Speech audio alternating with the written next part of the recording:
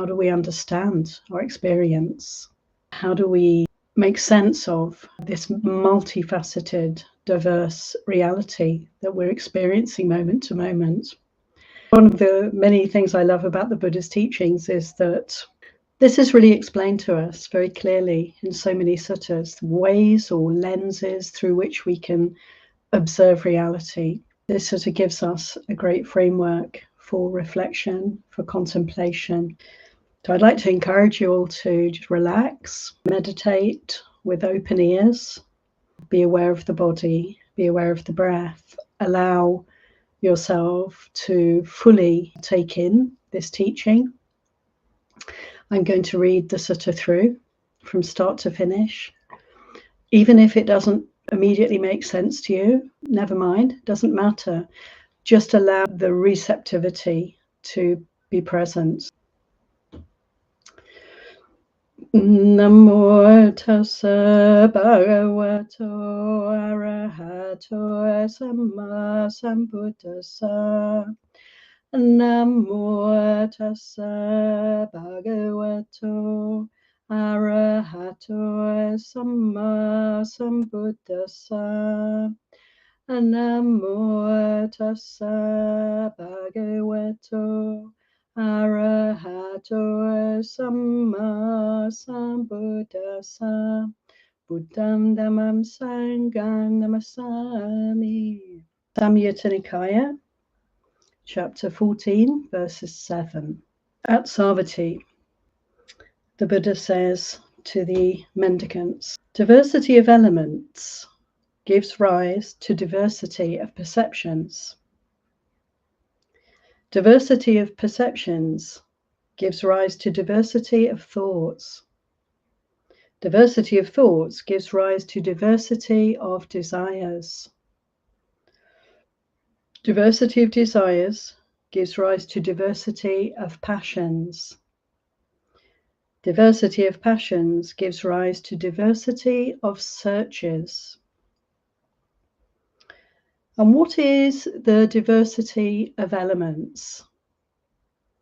This is the sight element, the sound element, the smell element, the taste element, the touch element, and the thought element, the idea element. This is the diversity of elements. And how does diversity of elements give rise to diversity of perceptions, and diversity of perceptions give rise to diversity of thoughts? And diversity of thoughts give rise to diversity of desires. Diversity of desires give rise to diversity of passions, and diversity of passions give rise to diversity of searches. The sight element gives rise to the perception of sight. The perception of sight gives rise to thoughts about sights. Thoughts about sights give rise to the desire for sights. The desire for sights gives rise to the passion for sights. The passion for sights gives rise to the searching for sights. And the same teaching is given in relation to the ear and hearing, to smelling, tasting, touching, and thinking. The thinking element, or the idea element, gives rise to the perception of ideas, of thoughts. The perception of thoughts gives rise to thoughts about thoughts. Thoughts about thoughts give rise to the desire for thoughts, or for thinking. The desire for thinking gives rise to the passion for ideas. The passion for ideas gives rise to searching for ideas, more thoughts. That is how the diversity of elements gives rise to diversity of perceptions. Diversity of perceptions gives rise to diversity of thoughts. Diversity of thoughts gives rise to diversity of desires. Diversity of desires gives rise to diversity of passions. And diversity of passions gives rise to diversity of searches. Ewam. This sutta is really something to contemplate, to see if we can begin to notice how our world comes into being moment by moment. We have these senses, and this is how we experience the world. To actually have this clear enunciation of all that it is that comes to us and all that happens as a result. This is really a beautiful way to look at our experience and to begin to unpack it.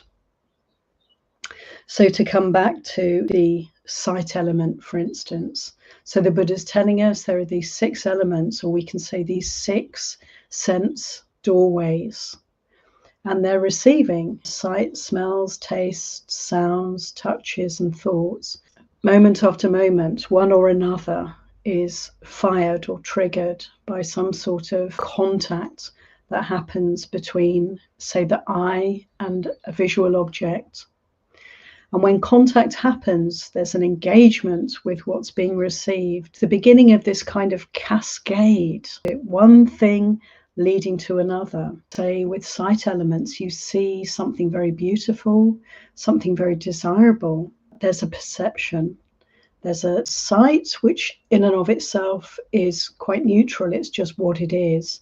But then we'll have an attitude around it of, that's beautiful, how lovely. And then thoughts may arise. We may remember some previous beautiful view that we saw, or some connections with past friends, events, and so forth. Thoughts may arise, and with the thinking and the desiring, there's a constellation comes in of an upwelling of desire, liking, wanting, perhaps more of. That feeling of desire then can grow if we stay with it, we nourish it, we continue taking in the thing that we love, we've come to love. Passion can arise, and through passion then search. So we'll seek out to repeat this experience, to have more of the same kind of experience.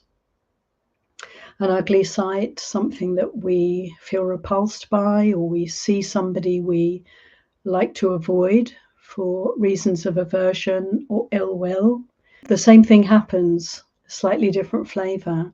There's desire, there's passion, and even search arise in the mind in order to get away from, to avoid, not to have to repeat that experience. Somebody was asking about music, a tendency and inclination to really love music and want to continue then to listen, to hear those beautiful sounds.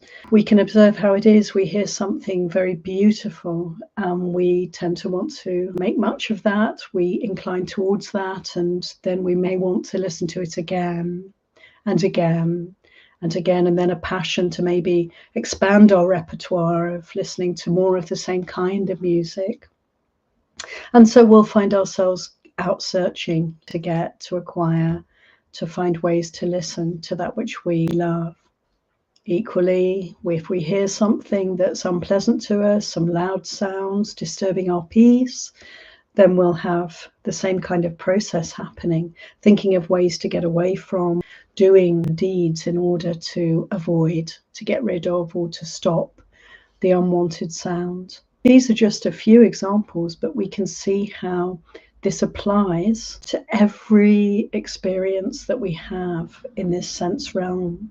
If this was the end of the story, then we would be perhaps wiser, but we would still be inclining towards this relationship with our experience and this cascade of events, this multiplication or diversification of experience. Because in our searching and seeking and thinking about and wanting and inclining towards pleasant or unpleasant perceptions around our experience, all of these distractions come into play. We're kind of lost in the kaleidoscope of experience, the multiplicity. We're following one inclination after another. What's important for us is to recognize that there is a way to see clearly this process and to step back from the suffering that's implicit in the process. There's a kind of fever when we allow desire and aversion to move us, to sway us, to dictate to us. To follow those inclinations is to search, to be searching, to be on fire, to be restless, to be questing, to be lost in thoughts. I actually love the section around thinking, how thoughts multiply each other themselves. We'll think about something, we get really a lot of positive, desiring perceptions around some pattern of thinking, some theory or some idea or some view, and then we can really see how it will multiply. The more attention we give to any concept, the more reified it becomes, the more dominant it can become in our minds and really color our behavior. Ways of thinking can even lead people to commit really heinous acts, such as killing or stealing, telling lies, deceiving. So it's dangerous territory. To read this sutta, if we're wise, we start to feel a little uneasy at the least, and perhaps better still, a sense of urgency.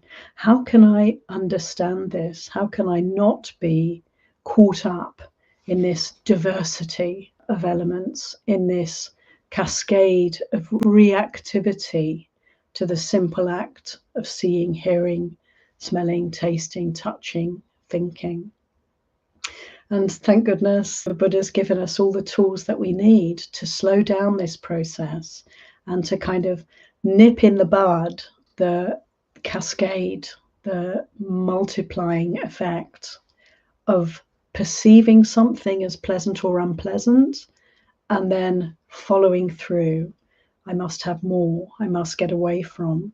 How am I going to find more? How do I arrange my entire life so that I get what I want and I get away from what I don't want? This is just endless multiplication of suffering. How to slow it down, how to catch ourselves, how to notice our reactions to what is seen, heard, felt, sensed, touched, what comes up as a thought in the mind. How do we just, in the seeing, only see, merely hear, merely taste, merely think, merely observe thoughts arising and passing without getting caught up. And of course, the way forward is the Eightfold Path, to slow things down, to enable us to be present for what is actually happening and not to veer away from what's real, what's true in this moment into some realm of wanting and not wanting, and all of the restless search that results from our desire and aversion. How to do that. And of course, ignorance is the third great root obstacle for us. Greed, hatred, and delusion, illusion, ignorance. It's through not seeing things clearly that we can get caught up in liking and disliking. So how do we uproot this ignorance, this unclear seeing? How do we slow down the experience enough that we can perceive what's actually going on? How we're reacting moment to moment to all the sense impingement. And the simile Ajahn Chah gave is, it's like falling off a tree, falling from the top of a tree. We lose our grasp and we plunge down to the ground. And if we're not mindful, then we're not going to notice anything on the way down. We're just going to crash on the ground. Before we know it, we've hit the ground. We're lost. We're doomed. But with mindfulness, we can literally defy that gravity. We can have a slow motion descent where we can observe all the causes and conditions that have led to this moment. And of course, what I'm really pointing to is meditation practice. Sama samadhi, sama sati, sama vayama, making the right effort to be mindful, to be present, to develop our awareness so that we can notice the moment I see something and there's a leaning towards it. There's a liking.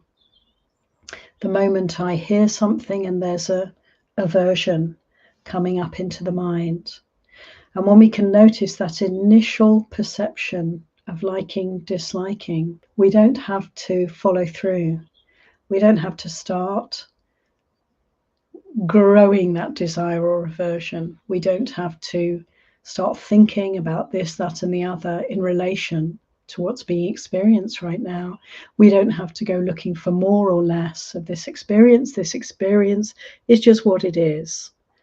There's no view, there's no judgment, there's no reactivity, or there's a trace of reactivity, but we're on it, we're on the case, we're noticing a little tightening in the belly with aversion, or a little bit of a inclining towards that happens. That's the beginning of desire. And so connecting with the body, connecting with the breath helps us enormously, because there are physical aspects to liking and disliking, and we can get to know them. When we pay attention to the body, to the breath, we can notice immediately when there's any kind of agitation in the mind, the agitation of reactivity, the agitation of making more of our perceptions than mere perceptions. To like and to dislike is normal, you could say, at the beginning, and then to multiply and diversify as a result of that is not something that we have to do. It's not something that we want to do. It's the cause of dukkha, of suffering. So to wake up is to be present and to see, yes, pleasant, unpleasant, worldly winds blowing around, but I am actually centered. I am present for this experience, yatha bhuta, just as it is. It's just like this. As we develop our meditation practice, we can start to really notice that which seems pleasant or unpleasant, the mind begins to unpack further and the perceptions can shift. We can consciously shift the perceptions. We can choose to perceive the ugly as beautiful or the beautiful as ugly. We can observe, for example, when we're eating, we can skillfully notice that the body, the taste, the tongue, the taste buds, there's a real attraction towards food, particularly when we're hungry. But we can observe that and we can investigate the repulsiveness of food. We can see how these perceptions are actually very fluid. And so we can start to free up from even the beginning of reactivity, the beginning of a kind of automatic judgment that's going on all the time. I like this, I don't like that. So we can become quite adept at staying present, not being swayed by our perceptions, by the feelings that arise, not going into thinking, planning, strategizing, wanting to multiply our experiences in any way through aversion or desire. We can just be steady, still and present, and then the karma will loosen its hold on us. We will be able to see past aversions, past desires, and all the suffering that's attended them arising in the mind, and we can be steady. We can make peace with all of our experience. So we don't have an agenda. We don't have to search. We don't have to strive in the world for anything whatsoever. The only striving that we want to do is to strive on the path of letting go of desire, letting go of aversion, seeing through ignorance, understanding our experience at this fundamental level, and so moving inexorably towards freedom, liberation. This sutta is guiding us to the way of clear seeing that enables us not to make a problem of our experience, whatever it is. Nothing is a problem for us. Everything is an opportunity for insight. We can take heart. And so the guidance of the Buddha let it be our way to relate to all of life, not just meditation, not just sitting on the mat, but our everyday, every moment experience. I would recommend to you all that it's good actually to look at the other teachings in this section. Saṃyutta Nikāya, chapter 14, on diversity. There's a kind of progression of the teaching. So starting with the elements and working through. And there's also the pointing out that this cascade of experience through the sense door, say seeing, and then contact, perceptions arising, desire or aversion arising, the thinking, the proliferation around what's seen, if we like, if we don't like, and then the search that can come about, the actions that can come as a result of this simple moment of sensory experience. And the Buddha points out as well in this chapter that it's a forward cascade. It goes in one direction only. There's no multiplication or proliferation going back the other way. Have a look then at this chapter and investigate these teachings further. There's great depth to these teachings.